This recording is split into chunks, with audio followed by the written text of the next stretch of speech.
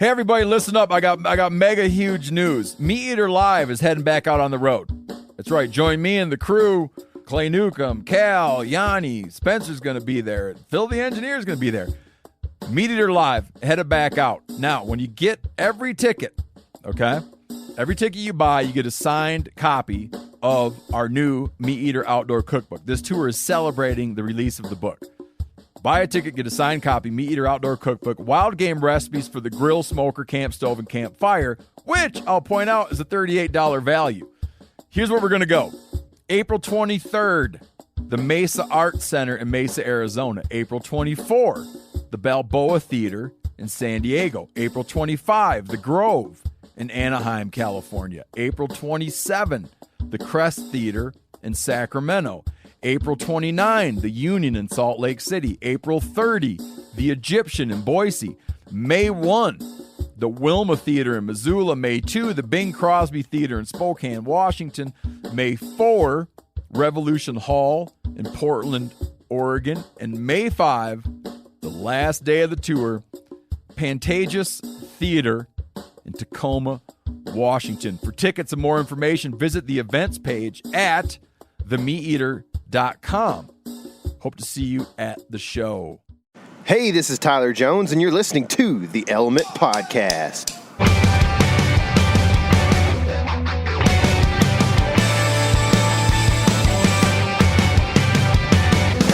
What's happening, all my woods people? We are thawing out. It is a nasty day. Finally. Oh my gosh, dude. I'm just hoping to dry out more than anything. Yeah, I know it, and it's kind of starting to get there. Yeah. But I never actually got super wet. Just my clothes are kind of wet. So yeah, my pants, I can start feeling them. I think they're starting to soak through here. Can you? I can feel a little bit down around like my sockage, but that's about it. So if you've never been in some wide open terrain when it's raining with a nice solid windy breeze blowing the rain into your face, it's not a fun thing when it is. This just says ice right here. So oh, that's good. Yeah, it did just a second ago until you looked. But yeah. So anyway, KC and I have been up in Kansas. We're hunting. We've been on public only so far on this trip. And it's been tough at times, but we were thinking about it last night, and we have had an opportunity at like a shooter buck every hunt but one. And that one hunt, we happened to still see a really, really big deer. Yes, we did. He just happened to have very wide ears. And then, well, I guess you could count today, because this morning we didn't see a shooter buck. Yeah. Well, this morning we had to change our strategies up a bit because of the weather. So we had a big system roll through, and it is raining right now. It was supposed to be kind of snowing by now, but we had some flurries for a second, but it's raining again, it looks like. And it's just been raining since before daylight. So everything's wet, and we've kind of adjusted. Like, you know, I've been thinking about how I would do things better if I was hunting today and I had different gear or whatever, the things that I've learned that, like, this is the way that this works out better, it seems like. And so, like, I have a few thoughts that I'm just going to pass along to the listener to kind of take as they want. Let's hear it. Okay, so we're wearing windproof gear right now. Yes. It happens to be pretty waterproof, too. Yes. And they're shells, so when you're walking, which we're doing this morning, you don't get too hot. It doesn't seem like, you know what I mean? Yeah, you can just kind of control what layers you have underneath them, you know, because they're kind of like your weather protection layer. Exactly. Right? And it makes sense. It's one of those situations where the layering really comes in handy. Yeah. And I pretty much the last few stops have been in just basically like a base layer and my windproof Sitka jacket. Yeah. And my Sitka pants that are windproof or whatever, the Stratus system. So, like, that has kept me pretty dry overall. But at the same time, since we're walking so far, I'm not getting hot with just, a really thin base layer and a little over jacket. Yeah. So, and what we're doing is we're basically running into these different spots and trying to find like a little patch of plum thicket or a little like canyon top or something that could hold a deer and rattle to it or grunt and snort, wheeze, and decoy at it. And so like we may go a half mile to get to the backside of some property and do that. And then basically we stay there like 5 minutes. Yeah. And we're out. A true run and gun kind of deal here. And one thing about these shells that I'm noticing is that, they are pretty waterproof, but mine's starting to get kind of heavy. Like the outside fuzzy has kind of soaked up some water. Right. And they're not, we understand they're not made to be doing this. They're like tree stand wear. Right. But you got what you got, and we pretty much have kind of had to adjust our game plan and do this today. We've talked about this a lot, like wanting to kind of do something like this, right? Mm-hmm. Like take a day where we just bounce around, go to a bunch of different public spots, and just go crazy and run and gun. Because it's a lot of fun. I'm having fun even though we haven't had a ton of encounters. Mm-hmm. But, it's not the optimal gear for what we're doing, but it's working pretty well, I think. For sure. Another thing that I noticed that has helped me out tremendously is having some just kind of cheap nylon gloves that I've got. Yeah. And they are really nice because they're not like, they're real thin, just made of nylon, and they have, for some reason, like they didn't really get wet until the very last little trip we went on. And they've been really nice when I'm glassing, for keeping my hands from contacting my binos that are super cold right now. It's 34. It's 10 o'clock. It's 34 degrees, so it's just a nasty day. Yeah, if you've never done it, 34 and wet is probably about the toughest cold there is. I'd much rather it be 29 right now, because then the precipitation, it would freeze, and then we wouldn't be getting soaked. That's pretty tough. It is, man. So. Anyway, I'm trying to think if I got any other tips. waterproof boots are kind of an essential, and just trying to keep from sweating on the way in, Yeah. Which these synthetic like base layers is kind of the way to go on that stuff. Yeah. One of the better tips you told me this morning is be sure and kick your feet off before you get in the truck, because days like this, going in and out of the truck this much on muddy roads, like you could end up with a nasty floorboard. Yeah. And we have got junk spread out everywhere in the truck. Like, it's not really that I care that my truck gets muddy or whatever. It's like all the stuff. Like if a camera falls into the floorboard, it would get caked, or whatever. Exactly. So, anyway, I've been doing some of that, but I don't know. That's kind of all the tips, and I may have something else as we go. But gear goes, right? Is that what you're saying? Yeah, just kind of thoughts about it. You definitely. We're videoing, so we're trying to keep the lens pointed away from, downwind or whatever, so it doesn't get wet. And same thing with your binos. You would do the same thing with your binos or whatever you're looking through. So, kind of a thought there. But, man, we've had a great week. It has been from the start, it has been fast and furious, it seems like. Yeah.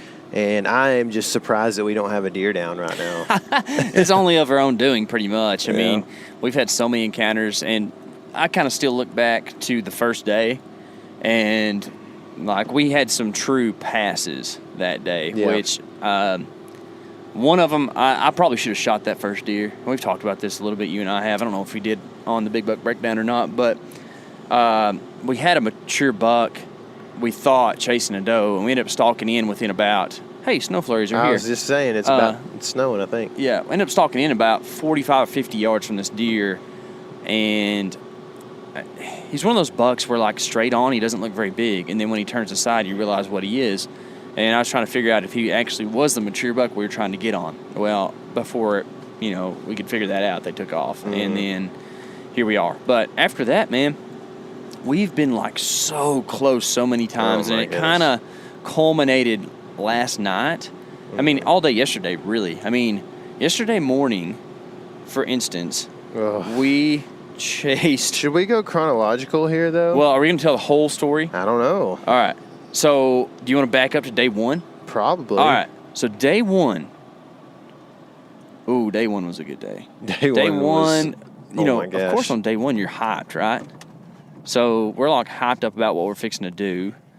It is nice and cool. We got a good wind. We go to this place that we scouted out last January, which we knew it was going to be money, like Old Rubs and stuff last January. You know, we could just see all the deer sign. Go in there, set up, like find us a knoll to sit on where the wind's like blowing off the public, and start glassing first thing in the morning. And I guarantee you, Tyler spotted this deer when it was like gray on gray on gray out there. I could not believe he saw this buck. We start following this buck around in the binos, and we decide he's not really a shooter. He's going to be like a tweener, 3-year-old, you know, like a decent little buck, a deer we'd love to see next year. And he kind of like works his way down the drainage. And then like when he gets down there, we see 2 deer. I'm like, huh, what's going on? So I think actually we worked our way like 30 yards up the hill, didn't we? And from there were, I think, 6 bucks and a doe all doing a like rutnado down here in this bottom, chasing each other around, going crazy. And it was just like one of those surreal moments where, dude, this is the first morning and this is what we're seeing right now. You know, like we're going nutso. Well, there was one buck who was in particular with the doe, you could tell. And that's the buck we decided we were going to try to stalk. And somehow I got elected shooter on this deal, which sometimes I'm probably not the best at being like, Tyler, you shoot the deer. You know, like I kind of get a little bit trigger happy. But we actually make moves. These deer go behind or down in a draw or something. We make moves to actually get a shot on this buck. And we played it perfectly. Like, unbelievably, snuck our way through this draw, didn't get seen, and popped up over this hill, and boom, here he and this doe is. Well, we got seen at that point. Yeah, when we popped up, the stupid doe. Dude, the stupid does every time. They ruin it all. They always get you. But at that point, like, we could have got a shot because they didn't really know what we were. She just knew that we were something, you know? And that's when, like, I was trying to decide on that 8-point, and you're like, dude, I'll shoot that other buck right there. I was like, okay, dude, you're shooter. Let's go. And at that moment, Tyler transitioned to shooter on this 10-point that we pretty much ended up chasing around for, like, 30 minutes? Yeah. Something like that or more. More than that, probably. I mean, we ran, made huge loops. Like, we felt like we were just, you know, up in it, and ended up having a situation where we made a pretty good play. We just kind of ran out of cover to get to the deer. And they were down in this big bottom, and like they were in good cover and had gotten to where, like, they were all looking around for this doe, and pretty much she led them off of the public. Mm-hmm. And we did some grunting and rattling right there. Could not get them to hear us. We did get like a 3-year-old to come in where I decided to give him an unconventional call. So the plan was we didn't want to shoot this deer. We didn't want him to get our wind because then he would go crazy. So we were going to kind of scare him with the decoy and blow on a snort wheeze. Well, I've got that Primo's, I think it's the buck roar, where you can flip it around and do a snort wheeze side or a grunt side. I ended up blowing on the grunt side trying to snort wheeze, so it sounded like Mallard Drake, blah, blah, you know, and it was pretty bad. Mike Peaker, yeah, that was him. He showed up on the buck, and we achieved our goal. The buck was scared. Yes, he was. That definitely happened. But he was. We rattled and decoyed him in. It was really cool. Yeah, you know, it worked. To see that I mean, the system worked with the decoy and the rattling, and I think that's going to be kind of I mean, we've kind of made that our plan now. Like, the rattling's a big deal up here. It's worked. So I don't really remember what happened that afternoon.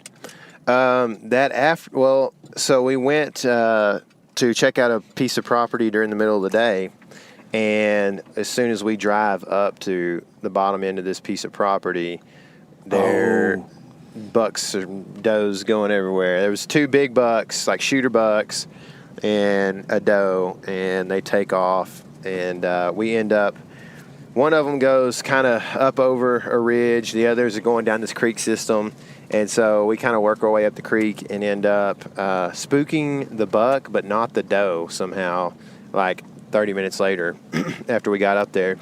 We kind of still hunting our way up, and so the doe is just still chilling there or whatever, so we try to back out and end up that afternoon. Oh, so then we get back to the truck, and we drive up this hill where both of our bucks eventually had kind of headed to, and there, KC, we get like close, and KC's like, there's a buck, big buck, shooter buck right there. Yeah, I'm blasting something that's like 600 yards away, and I just happened to look down in my frame of binos. I'm like, holy smokes, dude, right here, 180 yards. You can see his rack, like, from the truck, naked eye. He's like in a thicket of brush. And it's like one of those things. I had actually talked about this earlier in the day. I was like, man, why does that never happen? You always see the like real tree monster bucks, and they're like, some big monster like hanging out in the middle of nowhere under a pivot or something like that. Exactly. And Tyler's like, that never actually happens. Yeah, and it actually happened like later that day. Really did happen. And so I ended up trying. I mean, I'm not going to run off and leave this buck. Like, it's not a great stalking opportunity. First of all, we're parked in the truck. He's looking right at us. Yep. Not like spooked or anything, just like that's the way he had bedded, right? And from there, we start making a game plan. He stands up, and we're like, oh, no, this is over. We're done. And, stretches and shows us how giant his body is, and then lays back down. Yep. Oh, my gosh, did that just happen? And it did just happen. It did. And I decided that, okay, I cannot get out of the truck on my side of the truck. Like, he's going to see my door open. So Tyler ends up crawling out of his truck out of the truck. Hopping out, going to get the decoy out of the back. Out of the back, which was sketch. I was scared. Yeah. And then I climb out, go behind the truck, and pretty much get on my belly for the next, I don't know, I probably went, like 70 yards or so on my belly. And I'm thinking, like, okay, I've got this. Like, I've got terrain between me and the deer. It's not much, tons of grass, like pretty tall grass. Really good tall grass. And all we can figure is that suddenly there's a doe that's with this buck too, which totally makes sense, right? Like, there's going to be a doe with a buck that's bedded this time of year. She stands up, sees the truck, wigs out, and takes off. Yep. Who follows her? Big Bucky. Her buddy, Mr. Big Bucky. Yep. Big Bucky boyfriend. Yep. So that was pretty much the end of that. And I was mad. I was ready to, like, give up. Not really give up, but I was, like, ready to, like, yell a little bit or something. Because it was just, like, nothing I did. That was the hard part. The hard thing to swallow is that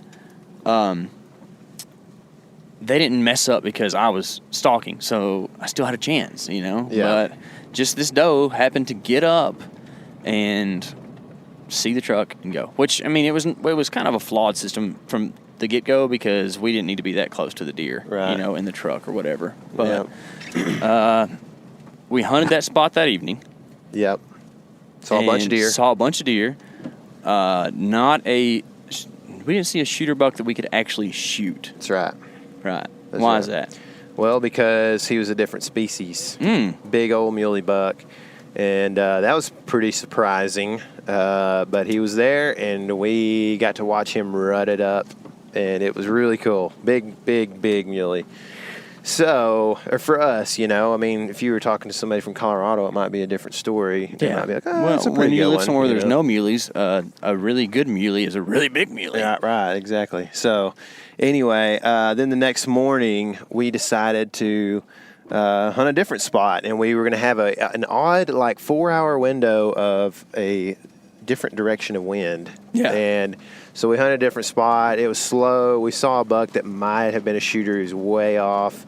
Chasing a doe, though. Chasing a doe. And then we saw him a lot of the morning. It was pretty open. And then we ended up leaving there when the wind started changing. What happened later that afternoon?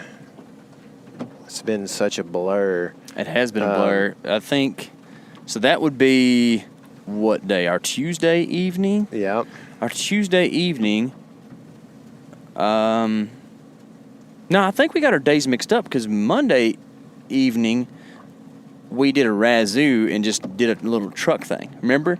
because we had a place we wanted to go hunt and ended up we couldn't hunt it. Oh, yeah. Yeah, so the story we just told about the evening hunt was actually on Tuesday. Yeah. Yeah, so that's our Tuesday evening hunt where we stalked in and hunted the place where we'd seen those big deer that we bumped on Monday, right? So chronological is a little bit messed up right now, but we said we know where we're at. Yeah. So now that's Tuesday evening. Yeah. Next morning. Wednesday morning, we went back and hunted that place again, but a different section of the property. Went in the only legal access on this place and set up really nice kind of down this draw to where we could glass the whole thing, right? And get set up, like things are looking good. I think we'd even seen a little bucky up on the hill, and I'm glassing around. Todd goes, "There's something right there, right over your head. Don't move." And I don't move. He's like, "Is it a coyote?" It's a dude. Yeah. Some guy came in late. In the daylight on a private road that we're not allowed to access, and snuck down about 60 yards from us. It was close. We had the same exact idea, apparently. Yeah. I mean, he had a good idea, a good game plan. The wind was good and everything, but and he ended up setting up, I think, a Dave South decoy down in the bottom of this thing. Dave Smith, yeah. Yep. Yeah, Dave South is a Aggie announcer. Oh. So there's the Daves. There's Dave, Dave and Wendy, Dave's, there's definitely lots of Daves. David in the Bible. Yeah, right? He set up this decoy, and we couldn't see the decoy, but this little bucky moves in, spooks, kind of, goes downwind of us, and then finally, goes away. And we're came within range of us, but wasn't a shooter. Yeah. And so anyway, then this guy finally leaves. He sees us finally and leaves, and we hunt a little bit longer. We're like, maybe we'll see something, And it wasn't. I mean, he had just left, and all of a sudden, Casey's like, "There's a deer up on the hill." Puts the glass up. He's like, "It's a buck. It's a buck." I was like, "Where?" He goes, "Near that, with this whatever landmark." So I see it. Like, dadgum, that's a shooter, dude. And so we're starting to make a game plan. He's way off, but he's kind of we're thinking he's on the edge, the rim of this draw, and we're like, man, maybe he's going to come down in here, And he just doesn't seem that he wants to do it. He's just going to skirt the edge of this thing. So we had packed everything up and gotten ready to move, and we take off. We sprint across the bottom of this thing, and we're going to pop up over, and he's going to be at 75 yards, right? We were hoping that would be the case. That'd be nice. That did not happen. No. He started taking an angle kind of away from us, and he was on this rut cruise where he was just I guess he had smelled a doe that had gone across there the night before, and he was just nose in the ground, in the grass, and he would look up every once in a while. And so we're just literally running. I mean, falling in holes. I actually got run over one time when he looked back. So, okay, here's a pro tip for you. If you're ever doing this situation where you're trying to stalk a deer or whatever, and you've got a guy in the front using we're using these heads-up decoys, or just a heads-up decoy when we're doing this, and it's worked pretty good for us a couple times. You're gonna have a guy in the front with a camera and decoy. A guy in the back's a shooter. If you're the shooter, take your bow, put it behind your back with your broadhead pointing, away from all of you. Yeah, out your posterior, right? That way, when you do run up on your buddy and nearly you both fall over, at least your broadhead is not poking him through the ribs, and you're not raging his cage. That would be real terrible. bad. Yeah. So I was glad that you did that. Yes, we both fell in holes on that trip, and somehow, some way, this deer never speaks. Dude, he was rut blind. It was I was telling you, it was when you hear about a bloodhound just running into a tree, it was he was smelling so hard that he couldn't see anything. I mean, he would lift his head up and kind of look around and turn his body, and I guess he was smelling, but I was thinking he was looking, checking his six and everything.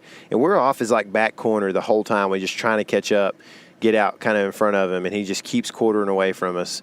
And we're getting a little bit closer here and there. But every time he would look up, we would kind of stop, and I'd flash that decoy, and he never saw that thing until we got down basically to the end of the property, and we had gone like a mile. We got down to the end of this property, and he was about to go over the fence on the private. And so we were like, we got to do something. We're like 150 yards, and we got to do something to stop him and make him see us. So we sit there and give him a couple of snort wheezes and grunts and that kind of thing. And finally, after doing it really loud, he hears, and he looks up and takes a couple steps toward us like he's going to come. And I'm like, oh my gosh, this is going to work. Decoy is going to work for us. And he ends up kind of spooking off real lightly, like he just didn't like a buck being right behind him at 150 yards out in the middle of nothing. And he probably had no reason to come to that buck. You know, if you, in hindsight, and I talked to Garrett Rowe, he's the owner of Heads Up. I talked to him last night. We did a podcast with him a while back, too. I can't remember what number that was, but look back, maybe like in the 40s or 50s. Really good podcast. A real knowledgeable guy on how to decoy bucks out here. But, you know, we both kind of confirmed that, like, yeah, we did the right thing, but there's no really reason for a buck cruising for a doe to turn around and come 150 yards back from where he just went to go see about this other buck. Right? And so, yeah, that's the only play we had, pretty much just because we didn't beat this deer to where he wanted to be going. Right. You know, we needed to be in front of him. And if he would have taken the drainage that we thought he was going to, or we hadn't fell in holes, or we'd been faster or something, you know, maybe that would have happened. But I don't know. We did the best we could, you know. And this whole thing is a learning experience, right? Like if you're in the woods and you're not learning, then you're probably going to continue to have the same success you always have had. Yeah. You know. So we've learned a lot, that's for sure. Yes, a bunch on this deal. So that deer trotted off out of our hopes and dreams. We were sweating and breathing like we had literally just run the mile on the track team in high school. We had all our stinking heavy clothes on because we'd been sitting and we didn't have time to shed clothing. Yeah, all I had was I had a down jacket on, but it's a light down jacket. I did a review on it online. It's a scree jacket. It's a pretty cool jacket, but like not breathable. Yeah. So take off running and sweating, and it's like, oh. Yeah. And so and here's the other thing we're learning. You need to be in shape for this kind of hunting like you're in shape for elk hunting. You know, like it's not tree stand hunting where you can just eat duplex cookies and Whataburger all day long. You know, like it's pretty physically intense. Yeah. So we both have sore quads right now. Dude, but yes. We left that morning hunt.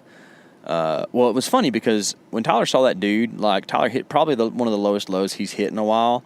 And then, like 5 minutes after that, we see a really, really, really big buck, and then we're both hyped. So it's kind of like that whole thing in movies or sitcoms where they like take you down real low and then bring you back up, and you know it's that much better. That's kind of what we had after that morning. Yeah. So we were riding high.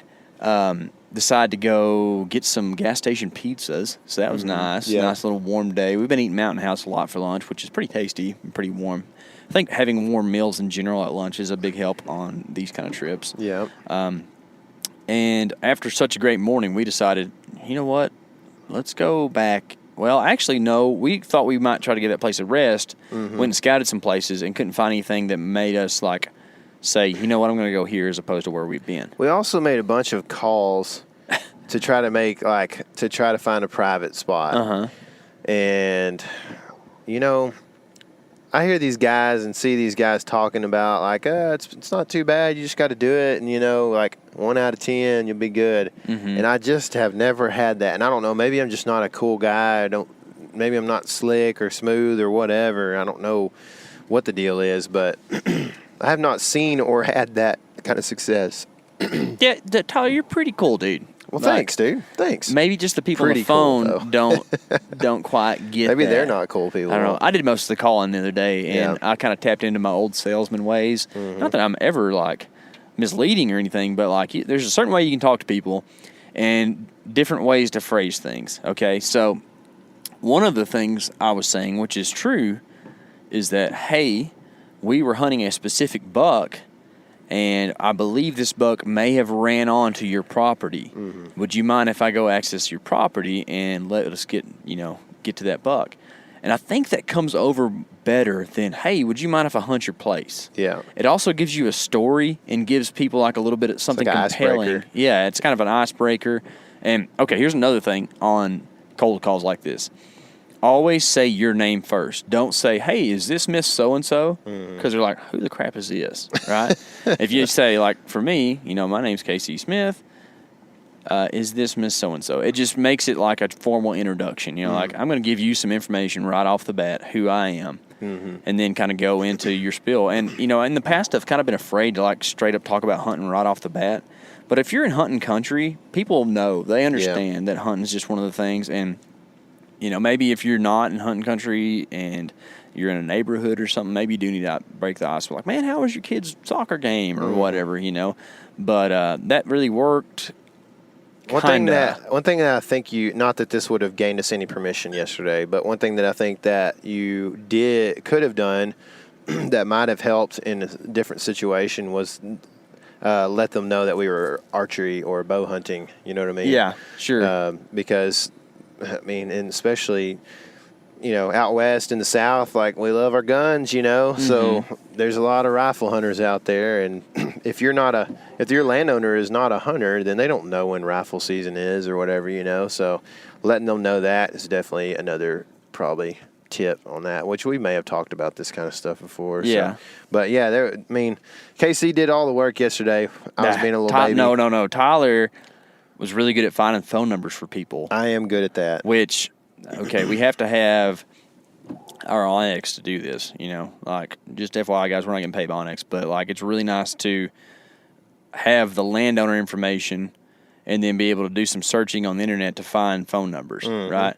Sometimes it's a little sketch to call a phone number that you get off the internet, but it worked out yesterday. It did. Except for we didn't gain any permissions. Yeah. I did make friends with a couple nice older ladies, and had a couple, like, actually long, meaningful conversations about where we grew up and stuff like that, which might not be a access today, but it might be an access next year. Going forward, yeah. Uh-huh. And so, we were, at the time when that all happened, we were kind of like exhausted on we pretty much didn't have any more landowners that we could call and say that we had a buck that possibly went on your place. You know what I mean? Without it being a lie. Without it being a lie. Yeah. So we were like, okay, I guess we got to find a place to hunt. And we have burned out the only place that sets up on this weird northeast wind that we keep getting every single day of our lives. And so I was just like, really, like that whole concept, and then the fact that it's like day 3 or 4, whatever it is, and we've been getting up early, and it's 2 p.m. lull.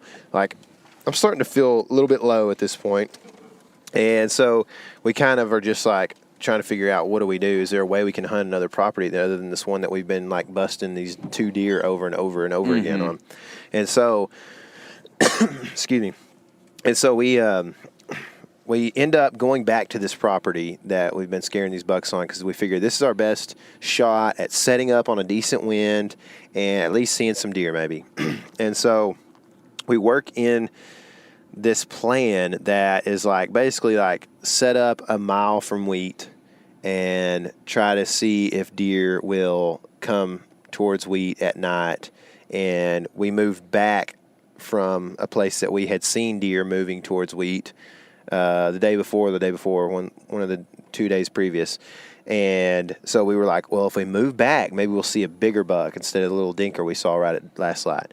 So we moved back, and we're actually sitting pretty close to the road, and we're like, this is stupid. Like, what are we doing? The whole time we're sitting there. Self-loathing. Like, how close were we at like 4:30 to like hopping up over the hill and going to a more remote section? I almost did it like 5 different times. Yeah. Every time, like, I could tell you were like kind of fishing for me to just be like, let's do it. Yeah. And I was kind of fishing for you to be that too. I never would make the and we commitment just never either. would say it. And I'm glad we didn't. I work in 15-minute increments. So like every 15 minutes, I'm like, 4:15, 4:30, 4:45. Like, nothing's happened. What are we doing? Why don't we move? What are we doing right now? 5:30, eat a Reese's. And exactly. I had a Reese's at 5:30. I knew that was when it was going to happen. It was so good because I was getting cold. It was very windy and blustery and cold last night. But it's reasonable why I was antsy. I mean, it's November 7th, and that's like, we had Bill Winkie on the podcast, here a while back, and that's like a Bill's greatest hunting day, right? Yeah, like, no matter what, Bill's hunting all day on November 7th. That's his favorite day. Yeah. Bill Winkie's killed a bunch of giants.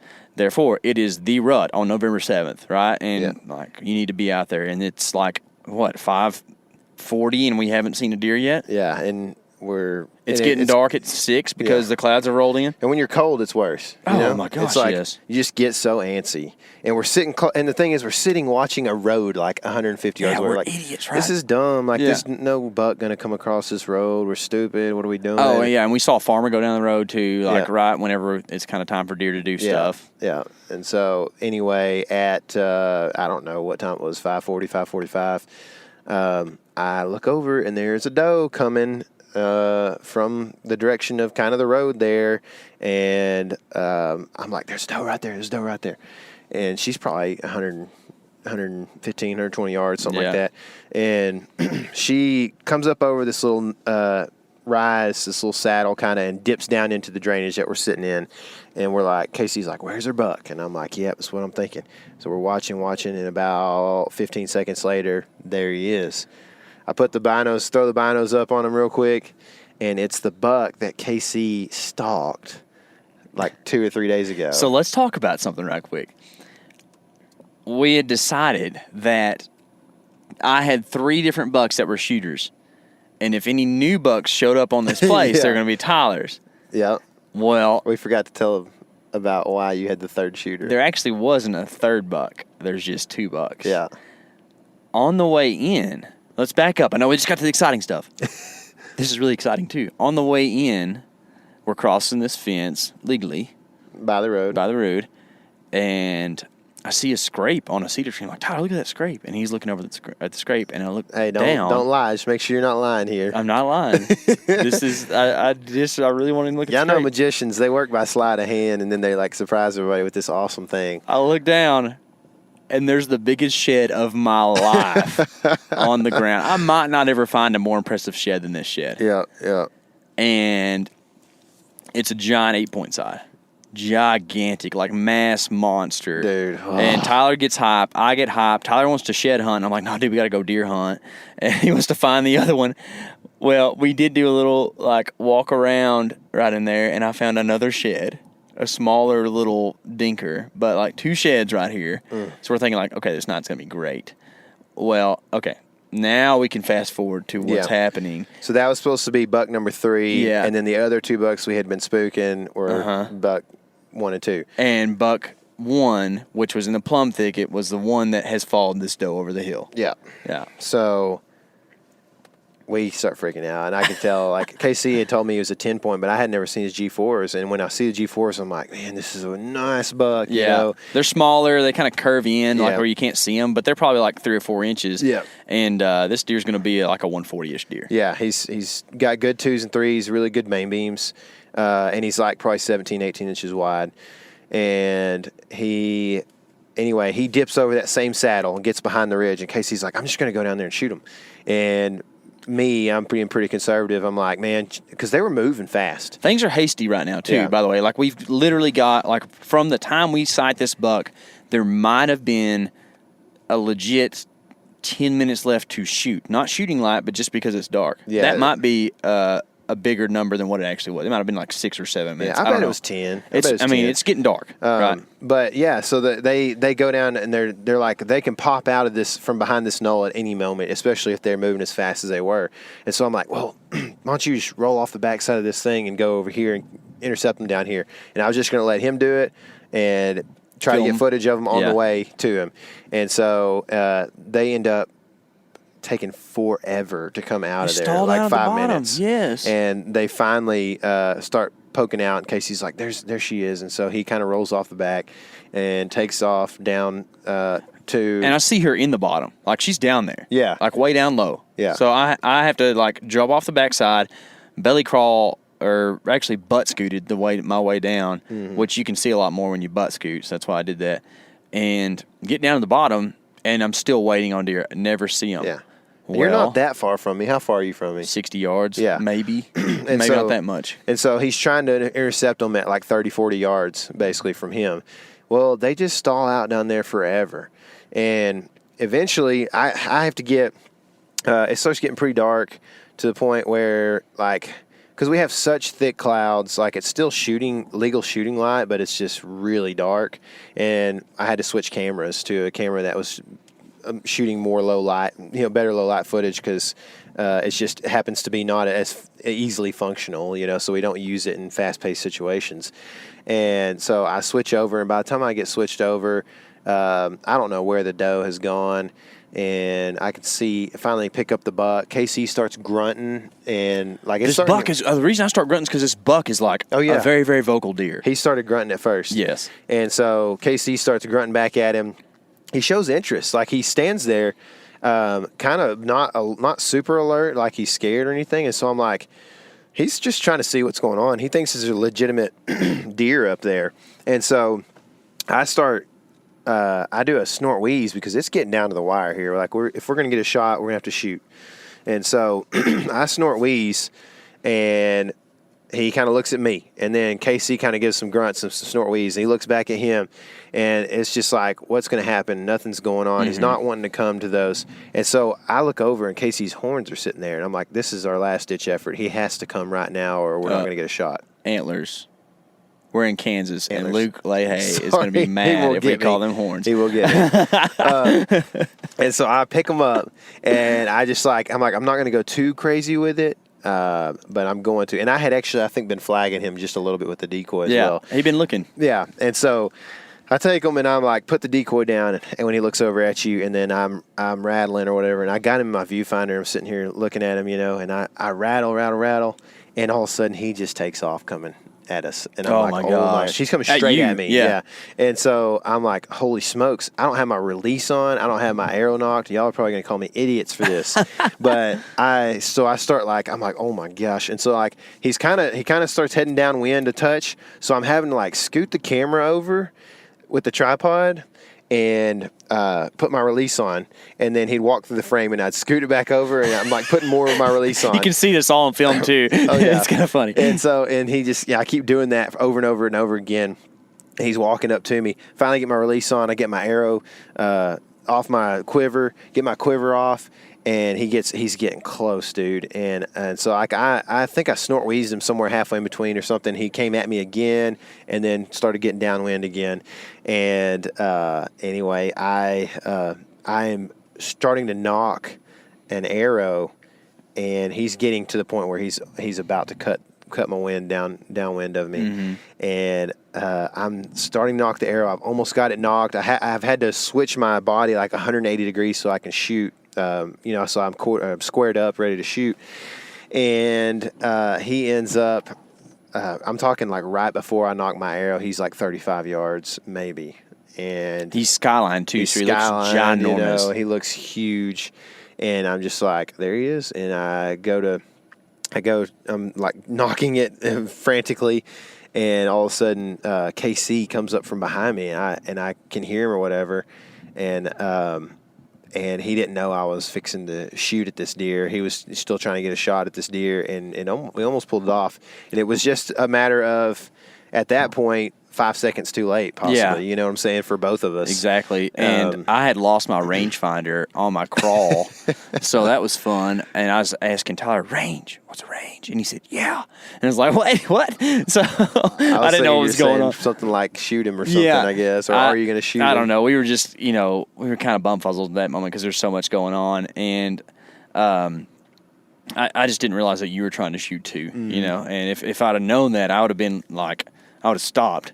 But I really think what ended up happening is this deer got our wind. Yeah. Like, he never knew what we were doing on us because it was getting pretty late, and you had a decoy, like, right there, and then what was kind of funny is there was a little baby bucky that had joined the party right then, too. Yeah. And, like, it wouldn't leave almost, Yeah, it was just, like, it was so frantic. And like I said, like, we had plenty of legal shooting left when those deer came in. Sure, we were walking out in legal shooting light. It was just so cloudy.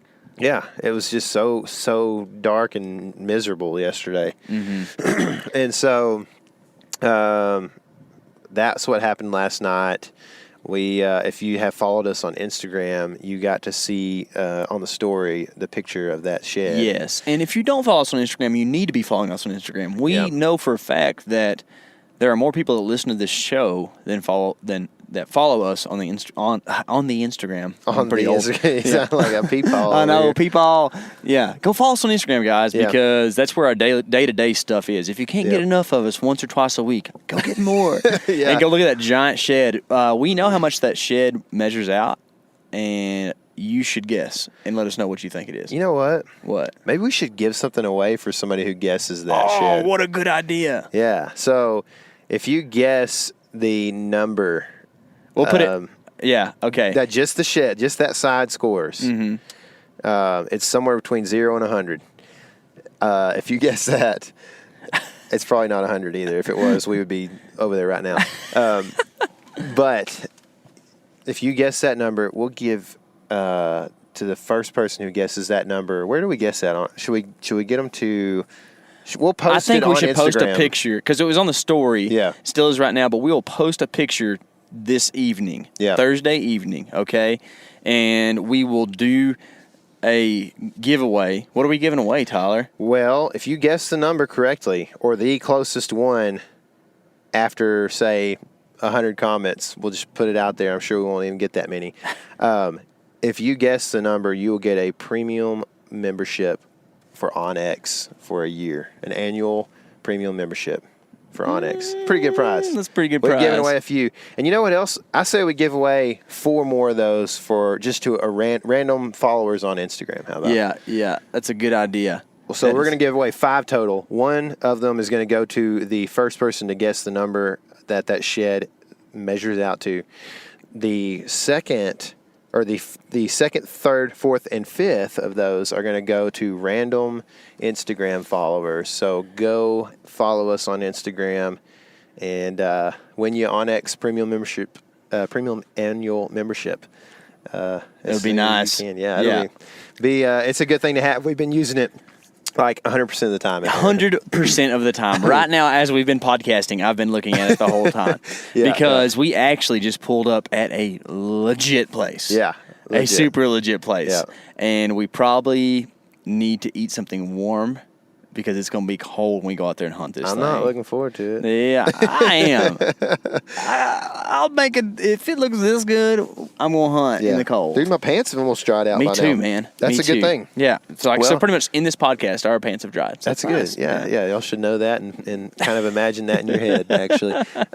So going forward here, we've got a couple more days. Mm-hmm. We really have like a couple more days worth of hunts, so like 4 hunts left. Yeah. So we're kind of getting down to the wire. We can come back. Yeah. But we would like to, one of us, get a buck, on this trip. That's it's our rut trip, So going forward, what we're hoping to do is finally get a wind that is different than a northeast.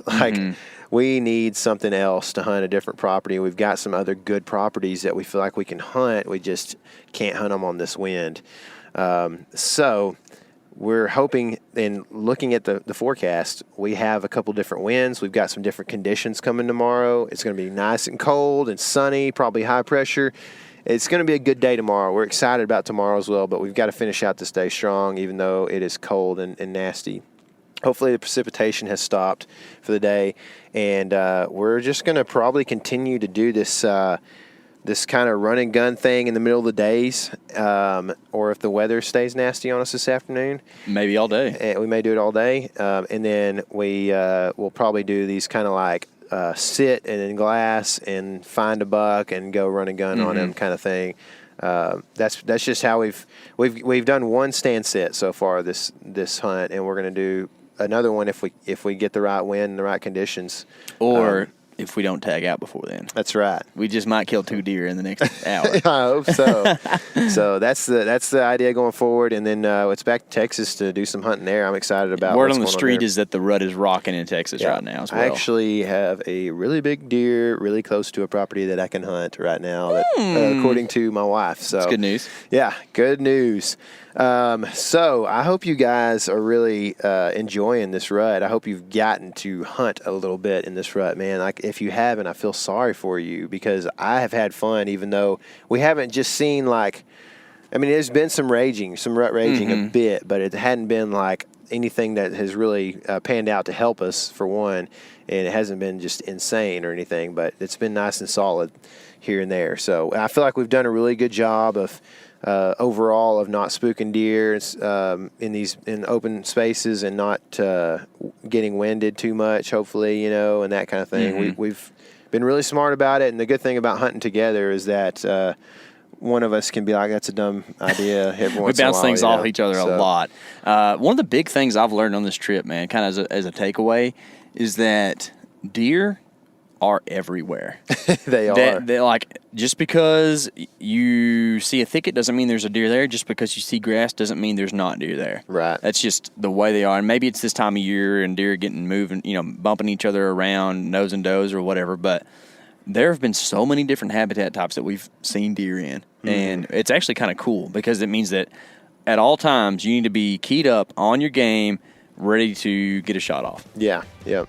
So I'm ready to get out there as soon as I can get some warm clothes on and maybe a little bit of food in my stomach. Mm-hmm. And I hope you guys are getting out there as well. Don't forget the Instagram thing. I want to make sure everybody gets a chance to follow us on Instagram and gets a chance at those 4 OnX memberships. And then also don't forget when we post this picture tonight, Thursday night, that is November the 8th. Is that right? November the 8th, that's correct. Yeah, so make sure. Good rut day. Yeah, I know. So make sure, you go take a guess at that shed as soon as you hear it, or as soon as you hear this podcast or see it on Instagram. So anyway, good luck, God bless, and remember, this is your element. Live in it.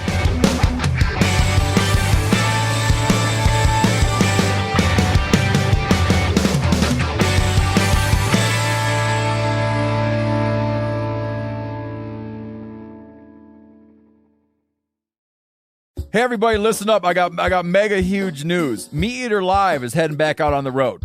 That's right. Join me and the crew. Clay Newcomb, Cal, Yanni, Spencer's going to be there. Phil the engineer's going to be there. Meat Eater Live headed back out. Now, when you get every ticket, okay?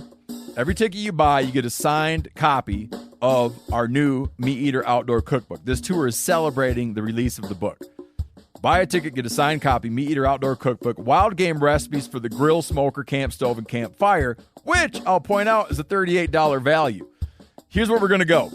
April 23rd, the Mesa Art Center in Mesa, Arizona. April 24, the Balboa Theater in San Diego. April 25, the Grove in Anaheim, California. April 27, the Crest Theater in Sacramento.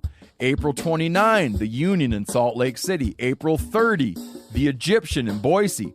May 1, the Wilma Theater in Missoula. May 2, the Bing Crosby Theater in Spokane, Washington. May 4, Revolution Hall in Portland, Oregon. And May 5, the last day of the tour, Pantages Theater in Tacoma, Washington. For tickets and more information, visit the events page at themeateater.com. Hope to see you at the show.